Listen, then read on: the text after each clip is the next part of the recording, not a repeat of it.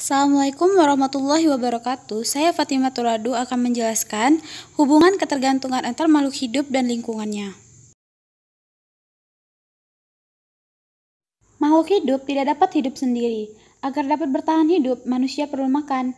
Makanan yang kita makan berasal dari tumbuhan dan hewan. Sementara itu, hewan dan tumbuhan tidak dapat hidup dan berkembang biak dengan baik tanpa bantuan manusia. Jadi, terbukti bahwa antar makhluk hidup terdapat hubungan timbal balik. Berdasarkan beberapa hubungan makhluk hidup, dikenal hubungan yang bersifat khusus. Hubungan khusus antar makhluk hidup ini disebut simbiosis. Simbiosis dapat dibedakan sebagai berikut.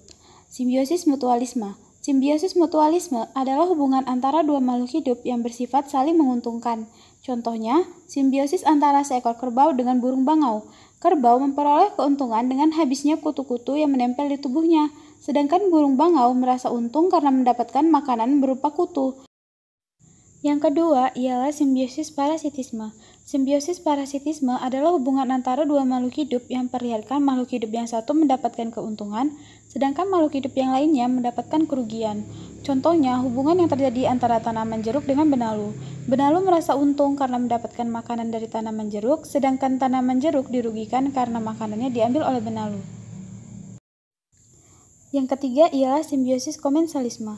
Simbiosis komensalisme adalah hubungan yang menguntungkan salah satu pihak. Kamu tentu pernah mendengar nama ikan hiu dan ikan remora, bukan? Simbiosis komensalisme jelas terlihat antara ikan hiu dengan ikan remora. Ikan remora yang menempel dekat tubuh ikan hiu akan turut menjelajah kemanapun ikan hiu itu pergi. Ikan remora menjadi aman dari ancaman ikan pemangsa lain karena ikan pemangsa takut terhadap ikan hiu. Simbiosis tidak hanya terjadi antar makhluk hidup saja, tetapi juga terjadi antara makhluk hidup dengan lingkungannya. Misalnya, seekor sapi mengeluarkan kotoran yang dapat menyuburkan tanah atau sebuah pohon menghasilkan oksigen yang dapat menyejukkan udara di sekitarnya. Manfaat dan kerugian terjadi akibat simbiosis. Hubungan yang terjadi antar makhluk hidup tidak selamanya menguntungkan. Ada beberapa hubungan yang bersifat merugikan. Berdasarkan hal tersebut, dikenal 3 macam tumbuhan, yaitu tumbuhan parasit, tumbuhan epifit, dan tumbuhan saprofit.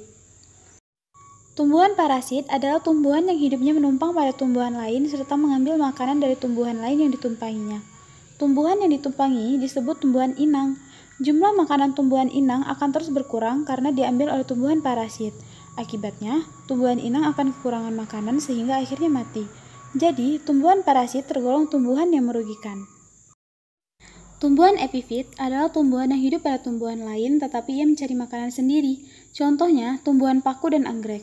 Beberapa ahli tumbuhan mengatakan meskipun tumbuhan epifit tidak mengambil makanan dari tumbuhan yang ditumpanginya, namun tetap merugikan walaupun sedikit. Mengapa demikian? Sebab keberadaannya yang agak besar dan lebar dapat menghalangi sinar matahari sehingga tidak dapat diserap tumbuhan inangnya. Tumbuhan epifit disebut juga tumbuhan parasit ruangan.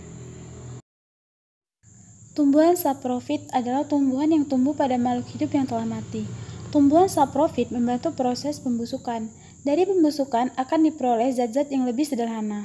Zat-zat sederhana ini berguna untuk menyuburkan tanah atau dimanfaatkan oleh makhluk hidup yang lain. Salah satu contoh tumbuhan saprofit adalah jamur.